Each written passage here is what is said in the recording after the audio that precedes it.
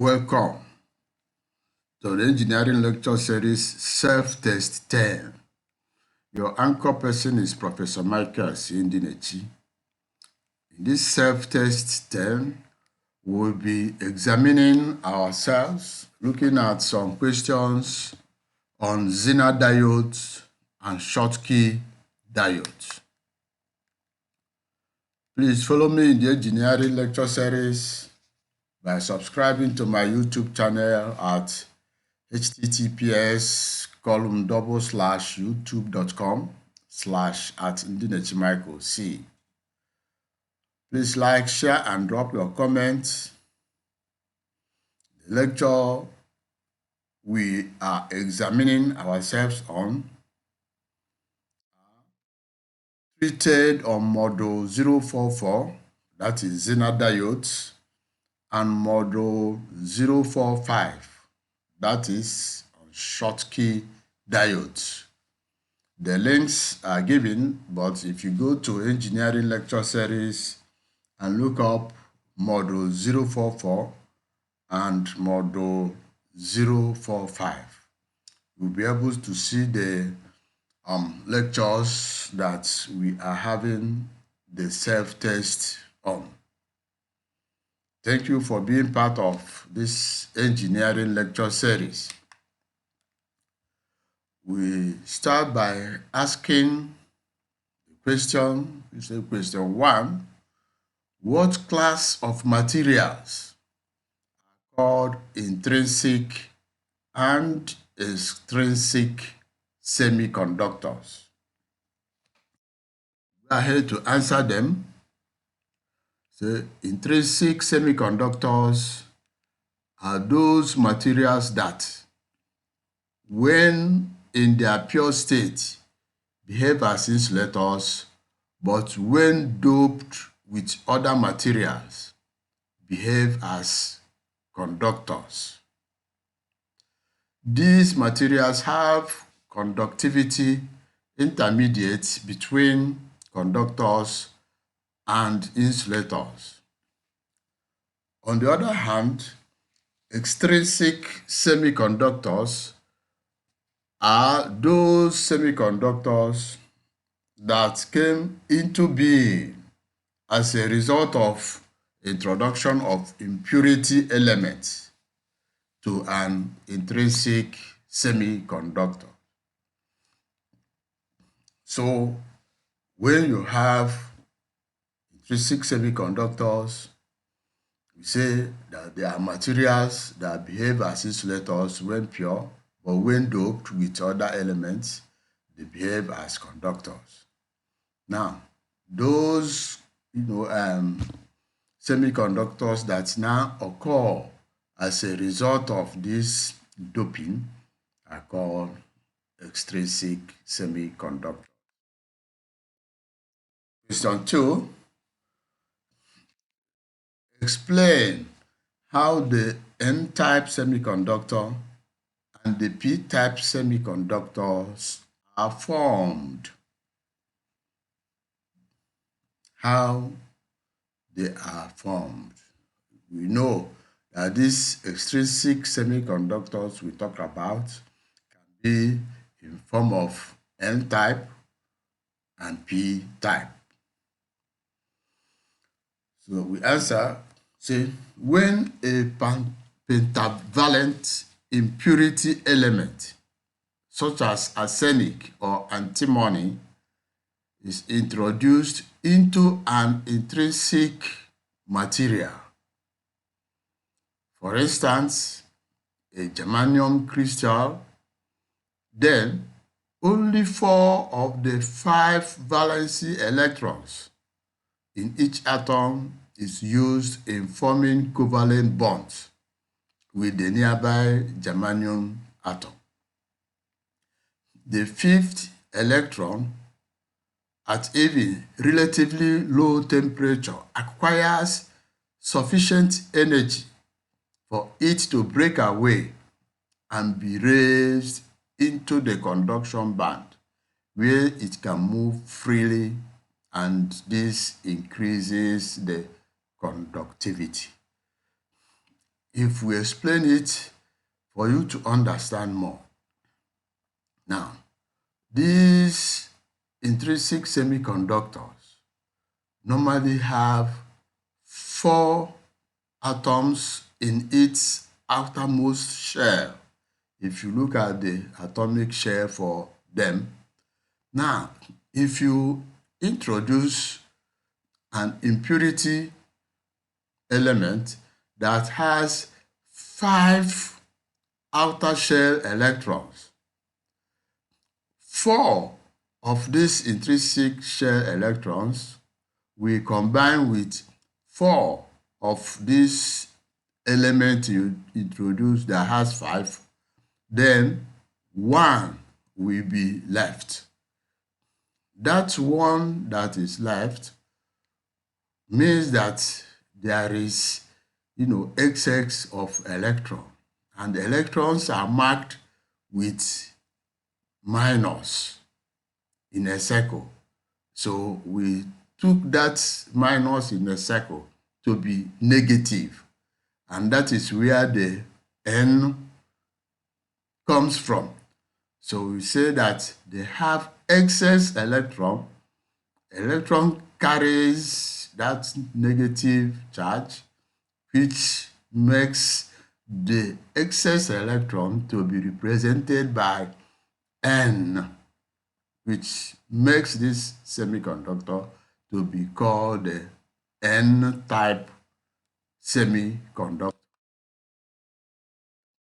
Then the resulting semiconductor is then said to be N-type, that is negative type, because electrons carry negative sign. Now, when an intrinsic semiconductor atom is displaced by atoms of trivalent element, such as boron or gallium, the same thing happens, but this time around, the intrinsic semiconductor that has 4 outer shell electrons, 3 from the element used in doping, like gallium, will form covalent bond with the 3 from this intrinsic semiconductor. The remaining 1 will be looking for what to bond with. Because of that, it remains empty, because it is looking for atom from the impurity to form covalent bond with, but there is none. Then it remains as a whole with positive sign, looking for what to form covalent bond with. Because the element that is introduced is a trivalent element, that is, element with 3 outermost shell electrons, then it creates a hole looking for what to combine with. So, at this time, say that the missing electron constitutes a hole which may be neutralized by an electron moving into it from any nearby bond. In the absence of external forces, the hole moves at random from one covalent bond to another and acts as a positive charge carrier. Then the semiconductor that is produced will be said to be p-type because it has the positive sign. So that is what is meant by the N-type and p-type semiconductor. In other words, the p-type means positive type, while the N-type means negative type because electrons carry negative sign and charges carrying positive sign. Thank you. Question 3. Again, what do you understand by PN junction? And how does it give rise to PN junction diode? Answer again, that a PN junction refers to a boundary between the P-type and the N-type semiconductor in such a way that the material is in effect a single crystal with lattice structure matched throughout the junction area. If we explain that, in the previous lecture, we've talked about the P-type material, which has excess of holes and formed from introducing elements with trivalent element, that is element that has 3 outermost shell electrons into an intrinsic semiconductor. There will be a positive sign, which we call hole, hanging, looking forward to form a bond with. On the other side, we have the N-type semiconductor, which is formed by the introduction of element with 5 outermost shell electrons. So now, if you bring them together by alloying, at the interface where the alloying is taking place, there will be the P-type looking for electron to join with, and the N-type that has excess electron. So at this interface where these two materials come together, the electrons looking for the holes to form bond with will see holes looking for electrons to join with. At that point, 2 of them met, there will be cross flow of electrons combining with holes and holes combining with electrons. At that point, which is formed by alloying, we call that point PN junction. Now, the formation of this PN junction causes some holes from the P-type material and some electrons from the N-type material to diffuse towards each other and combine. This process occurs momentarily in the immediate area of the junction, which is known as the barrier region. This barrier region means that immediately the first set of these electrons and holes diffuse together, they now temporarily form a barrier that does not allow more electrons from the N-type to cross and join the other ones. So at that point, at that interface, it forms a barrier that prevents further movement of electrons and holes, or further diffusion of electrons and holes.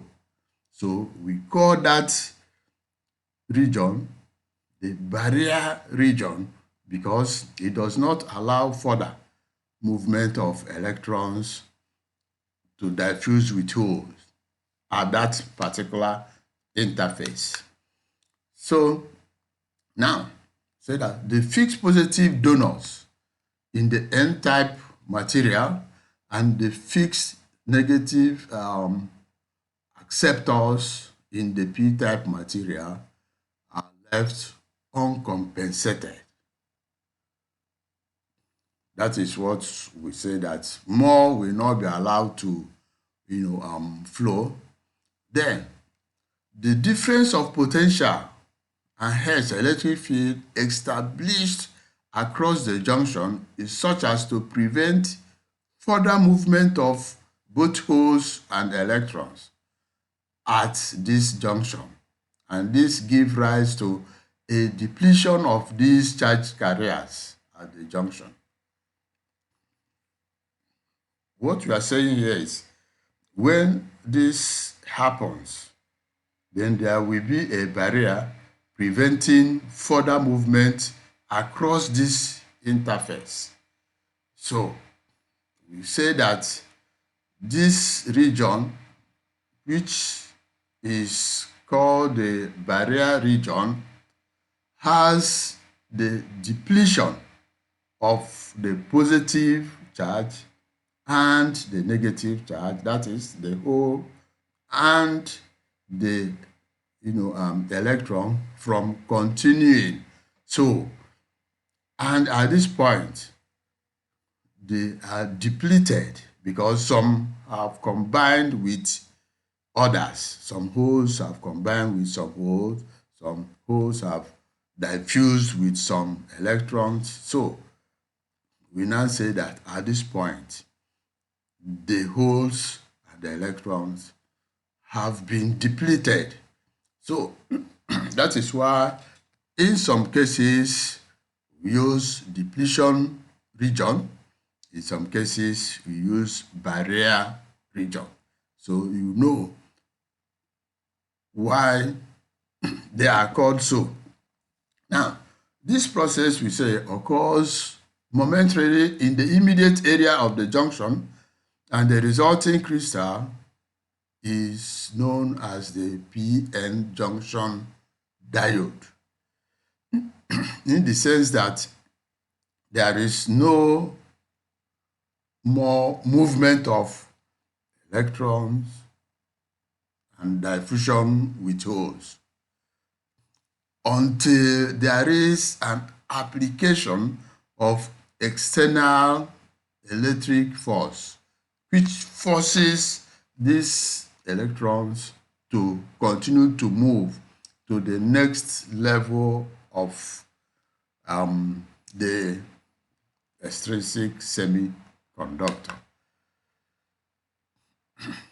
So, the question 4 says, what is a Zener diode? How does Zener diodes operate in the forward bias mode and in the reverse bias mode? States the two breakdown mechanisms in Zener diodes.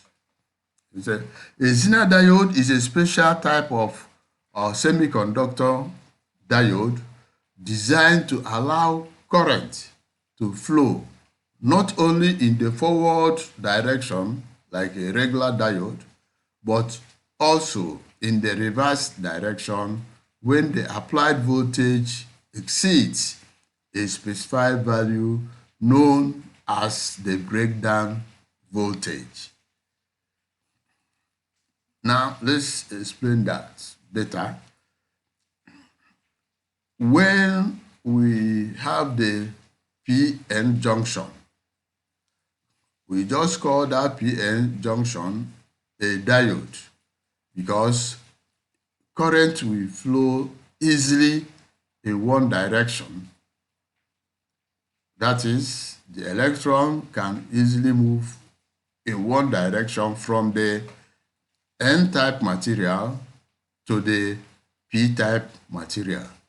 When you allow currents to flow in that direction, you now say you have a diode.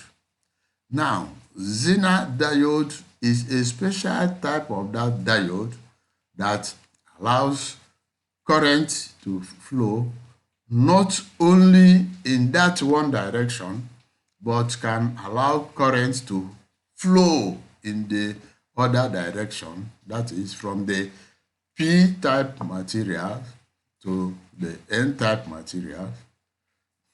Now, when you now allow current to flow in this reverse direction, it gets to the point where this diode breaks down and allows current to flow easily as if there is no more barrier. Then at that point, you call the voltage at which this thing happens the breakdown voltage. And the diode formed to take that is called the Zener diode. Now, this Zener diode can act either in the forward bias mode or in the reverse bias mode. So in the forward bias mode, it behaves like the regular diode. They say here, current flows when the forward voltage exceeds approximately 0.7 volts for silicon semiconductor. In the reverse bias mode, only small leakage current flows. When the reverse voltage reaches its breakdown voltage, known as Vz, it conducts heavily. The voltage across the diode remains nearly constant at Vz despite changes in current. If you listen to the lecture proper, you see a plot which we call the IV characteristics. We see at the point where current flows irrespective of increase in voltage. So there are two mechanisms by which breakdown occurs in Zener diode. One is called the Zener breakdown and occurs due to strong electric field pulling electrons from the covalent bonds. And at this point of Zener breakdown, they are used where low voltage are needed to be regulated. As we can see later, these Zener diodes are very good in voltage regulations. The other one is called the avalanche breakdown, occurs due to impact ionization, where carriers gain enough energy to free additional carriers, and they are good for high voltage Zener diode regulations. Question 5. What are the industrial applications of these Zener diodes? So, one, they are used for voltage regulation, where they are used to maintain constant output voltage in power supplies. If you need a power supply that you don't want to deal with fluctuations, you use Zener diodes to regulate them so that the output remains constant. They are also used for overvoltage protection, where it protects sensitive circuits by clamping down excess voltage. Also used for reference voltage source, where they provide stable reference in measurement circuits.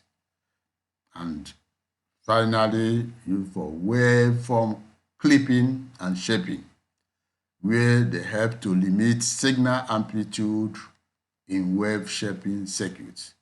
So you can see that these Zener diodes are mainly for voltage regulation, protection, and maintaining a constant reference for your circuits. Also in wave shaping. Then, question 6. What class of diode is formed or called Schottky diode? How is this Schottky diode constructed from a semiconductor material? By now, we have known what semiconductor materials are. So, say, how is this Schottky diode constructed from semiconductor materials?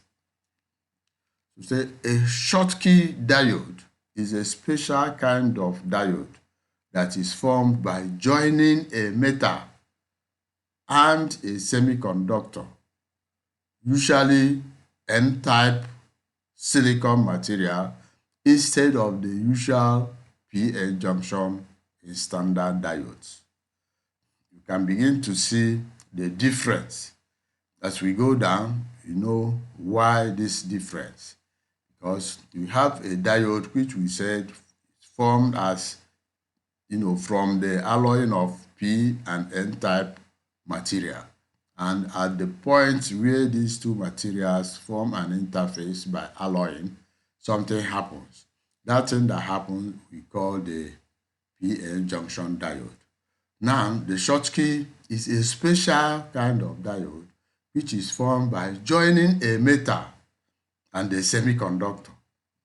Not joining two semiconductors, but joining a metal and a semiconductor. So these Schottky diodes are constructed using a metal electrode bonded to an N-type semiconductor. And in most cases, the N-type semiconductor are formed from silicon. So, unlike the p-n junction diode, which is formed from a piece of p-n material, they are constructed using metal compound on one side of the junction and doped silicon on the other side. Keeps showing the difference, that for the normal p-n junction diode, one side is the positive type of semiconductor, the other side is the negative type of semiconductor. But for the Schottky diode, use a metal electrode as on the one side and the N-type silicon semiconductor on one side of the diode. If you look at the figure down, you see that is similar in construction with the p-n junction, but in this case there is N-type silicon on one side and a metal on the other side, and the junction is very, very small compared to the depletion region or barrier region of the p-n junction diode. So the Schottky diode therefore has no depletion layer like the p-n junction and are classed as unipolar devices, unlike typical p-n junction diodes, which are bipolar devices. We made it known that in the p-n junction, the movement of current is as a result of the flow of electrons and flow of holes. So we say they are bipolar, have the positive and the negative. But that of Schottky is referred to as unipolar because the current flow is as a result of only electrons moving from the N-type to the metal. So they are referred to as unipolar. The main advantage of this Schottky is that the forward voltage drop of a Schottky diode is substantially less than the 0.7 volts of the conventional silicon p-n diode junction diode. We can see that for this Schottky, it is at about 0.3 volts. See that it performs better than the p-n junction diode. So say here in the Schottky diode, a lightly doped N-type silicon semiconductor is joined with a metal electrode to produce what is called a metal semiconductor junction. The width and therefore the electrical characteristics of this metal semiconductor junction depends greatly on the type of metal compound and the semiconductor material used in its construction. When forward biased, electrons move from the N-type material to the metal electrode, allowing current to flow. This current through the Schottky diode is therefore the result of the drift of majority carriers. Here we note again that in the PN junction diode, current flow is as a result of the majority and the minority carriers. But in the Schottky diode, the current flow is purely only by majority carriers. So you use it to know the difference between Schottky diode and ordinary PN junction diode. Question 7 says, explain the three main classes of TTL, transistor logic series, that use Schottky diodes for the operation. So the three main TTL logic series which use the Schottky diode in its construction are given as 1. The Schottky diode clamped TTL series, which is known as the S series.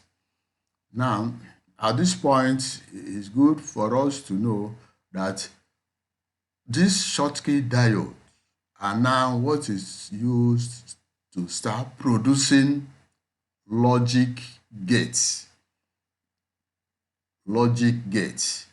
which can come in different forms. One of the forms is the S series. It's called the S series. When you see the S series, it means that it is Schottky diode clamped. So say Schottky S series, which in some cases you see, if you pick the chip, you see it as 74S, then further number XX here represents number. It can be 00, it can be 0474S 04, and so on, which is an improved version of the original diode transistor logic and transistor logic series 74 series, which are used for the TTL logic gates and circuits. Here, Schottky diodes are placed across the base collector junction of the switching transistors to prevent them from getting to saturation, thereby creating propagation delays, allowing for faster operations. So when you use the Schottky clamped TTL, you are bound to get better operation than using ordinary transistors for your switching. So we are beginning to see the applications of this Schottky diode, but down we will see the applications in full. The second class of the TTL logic Schottky circuit is known as the low power Schottky, which is termed the LS series. The transistor switching speed, stability, and power dissipation of the 74LS XS series TTL is better than that of the previous one that has only, that are called only the S series.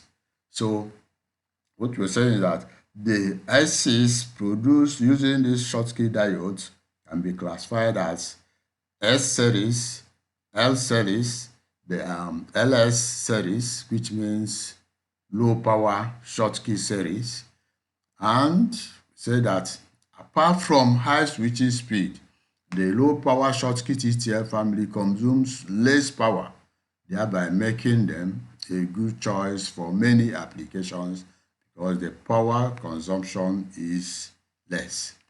Then we have the third one, which is called the advanced low power Schottky ALS.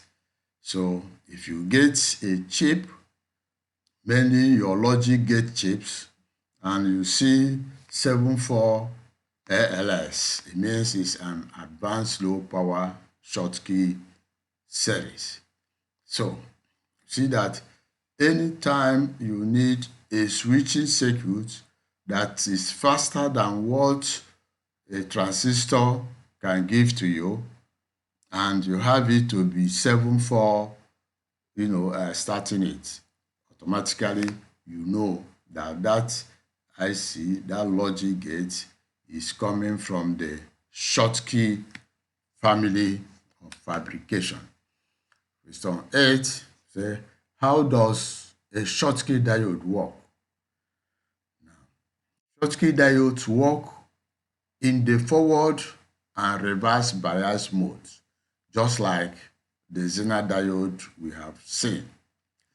In the forward bias, when a small forward voltage is applied, typically between 0.2 to 0.3 volts, electrons in the semiconductor gain enough energy to overcome the Schottky barrier and enter the metal. In the diagram we have seen, we saw a very small barrier between the N-type silicon and the metal. So here we are saying that just a little voltage applied in the neighborhood of 0.2 volts to 0.3 volts causes the semiconductor to gain enough energy to overcome that Schottky barrier and enter the metal. Electrons move from the N-type silicon to the metal. Since metals have plenty of free electrons, they quickly accept these carriers and current flows. In the reverse bias mode, when voltage is applied, the barrier height increases. This prevents electrons in the metal from moving into the semiconductor.